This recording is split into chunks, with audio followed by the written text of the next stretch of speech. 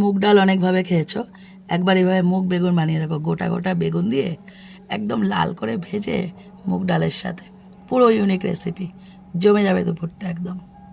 নমস্কার বন্ধুরা, আমার চ্যানেলে তোমাদের সবাইকে স্বাগত জানাই। আচ্ছা, একটা দারুণ রেসিপি নিয়ে এসেছি, পুরো নিরামিষ, কিন্তু কি বলো তো, মুখে লেগে থাকা। এটা হলো মুগ বেগুন। এ দেখো, মুগ ডাল আর এই হলো বেগুন। দারুণ না? এটা কিন্তু অনুষ্ঠান বাড়িতে হয়ে থাকে। আগেকার দিনে, একদম পুরোনো দিনে ফিরে যাও, তখন দেখতে পাবে এই ধরনের রেসিপি আগেকার দিনে বিয়ে বাড়ি অথবা অনুষ্ঠান বাড়িতে পাওয়া যেত। সেই রেসিপি তুলে নিয়ে এসেছি আজকে। এখন আর দেখা যায় না, কিন্তু আমাদের বাড়িতে এটা হয়, তাই তোমাদের সঙ্গে আজকে শেয়ার করতে চাইলাম।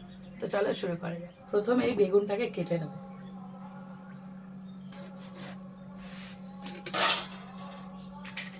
এই বোটা শুধু কাটলেই না, আমার খালি মনে পড়ে কি ভাজা। হ্যাঁ, এই বোটা লম্বা লম্বা যে বেগুন ভাজা পাতে বলতো না, কলা পাতা, সেদিনগুলো হারিয়ে গেছে গো, এখন আর পাওয়া যায় না, খুব মিস করি।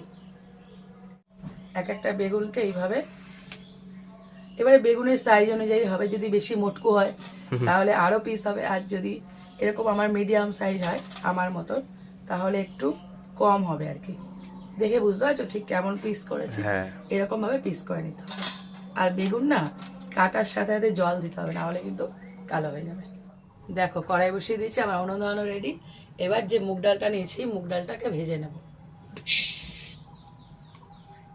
ভালো তাপ হয়েছে বেশ আজকে। হ্যাঁ, কাঠগুলো বেশ সরু সরু করে কাটা, তার জন্য ভালো চলছে। এবার এটাকে পুরোপুরি ভেজে নিতে হবে লাল করে। দেখো, ডালগুলোকে খুব ভালো করে ভেজে নিয়েছি। এবার এটাকে নামিয়ে নেব। নামানোর সাথে সাথে ডালের মধ্যে তো একটা ময়লা থাকে, সেটাকে ধুয়ে নেব।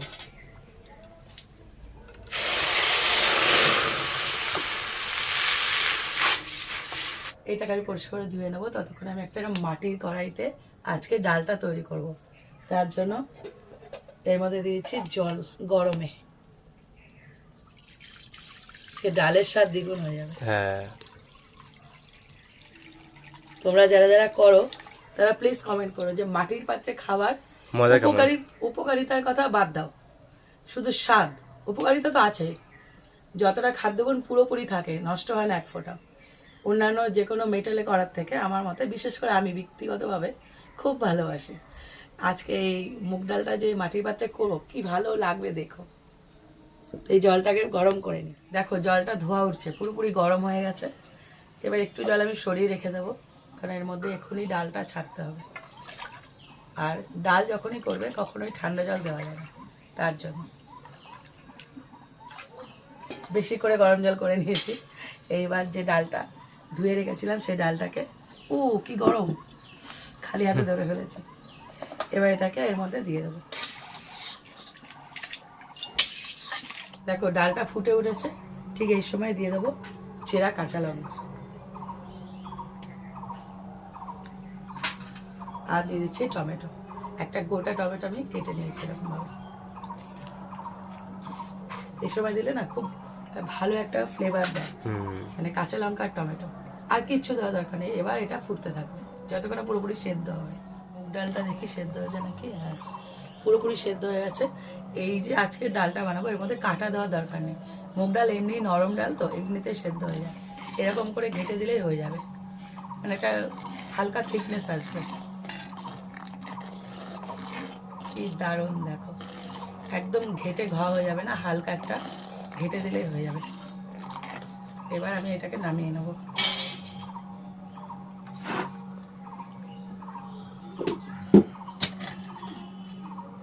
এবার যে বেগুনটা কেটে রেখেছিল, ওই বেগুনটাকে ভালো করে ভাজতে হবে।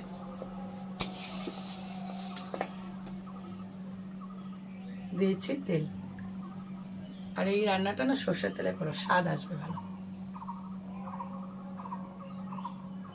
তেলটা গরম হতে হতে এই বেগুনটাকে একটু হালকা লবণ হলুদ মাখিয়ে নেব, কালারের জন্য। ঠিক বেগুন ভাজা যেরকম হয় সেরকমই। তেল গরম হয়েও গেছে। হ্যাঁ, তেলটা গরম হয়ে গেছে। এক এক করে বেগুনগুলোকে আমি ভেজে নেব।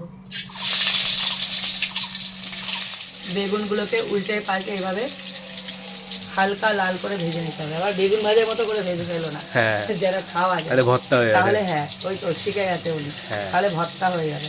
ঠিক, তো একটু লাল করে এটাকে ভেজে নিই উল্টে পাল্টে। দেখো বেগুনগুলোকে আমি ভেজে নিয়েছি, এবার সরাসরি তুলবো আর ডালে দেবো। বাহ। রান্নার মানে পদ্ধতি খুবই সোজা, হ্যাঁ কিন্তু একটু দেখে করতে পারলে ইউনিক টাইপের খুব ভালো লাগবে খেতে। ডুবে যাচ্ছে ডাইরেক্ট। হ্যাঁ একদম ডালটা কিন্তু পাতলা ডাল হবে না, হ্যাঁ একটু ঘন দেখে হবে। আর এরকম ভাজা বেগুন দিয়ে আহা, খেয়ে দেখো আমার এখনই জিভে জল এসে যাচ্ছে।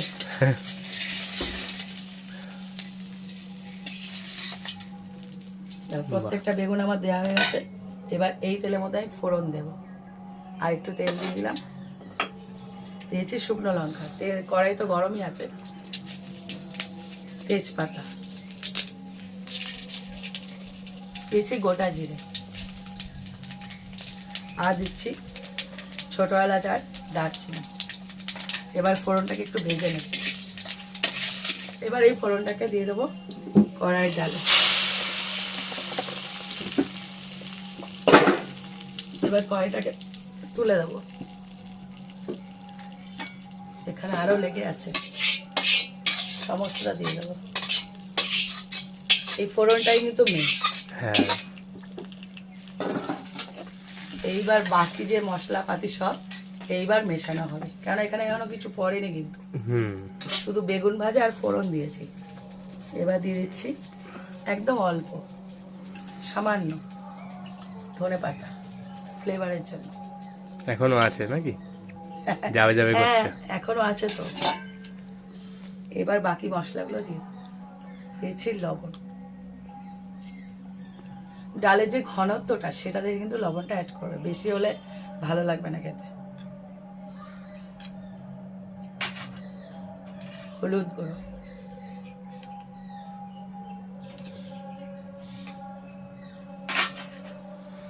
খুব সামান্য, এখানে যেহেতু চেরা কাঁচা লঙ্কা আছে 3 থেকে 4টে, লঙ্কার গুঁড়ো খুব সামান্য, মুগ ডাল তো একটু মিষ্টি মিষ্টি হবে।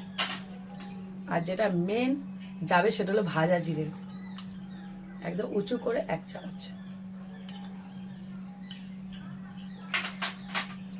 আর দিয়ে দিচ্ছি আদা গ্রেট করে। খেতে সত্যি খুব সুন্দর হবে, হ্যাঁ না বানালে বুঝতে পারবে না, আর যারা খেয়েছো তারা জানো। এটাকে মিশিয়ে দেবো ভালো করে, আর একটু জল অ্যাড করবো, খুব সামান্য জল অ্যাড করবো, বেশি নয়। দিয়েছি ঘি। আহা জমে গেল ব্যাপারটা।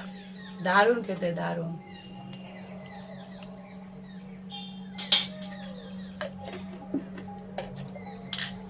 আর যেহেতু মুগ ডাল একটু তো চিনি লাগবে।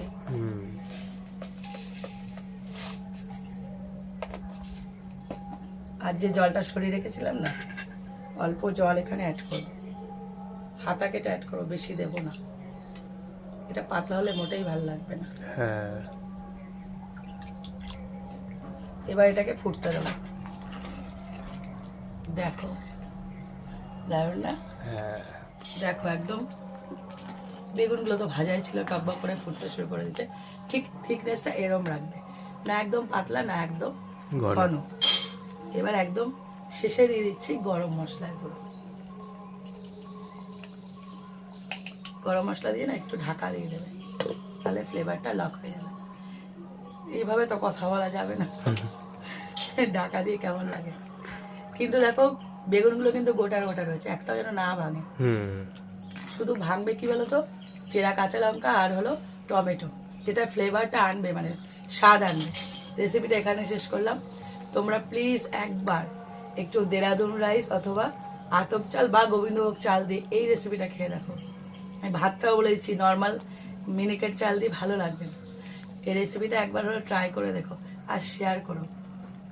দুর্দান্ত দুর্দান্ত রেসিপি, পুরোনো দিনের হলেও না ঐতিহ্যবাহী রেসিপি, যেটা আজকে শেয়ার করলাম।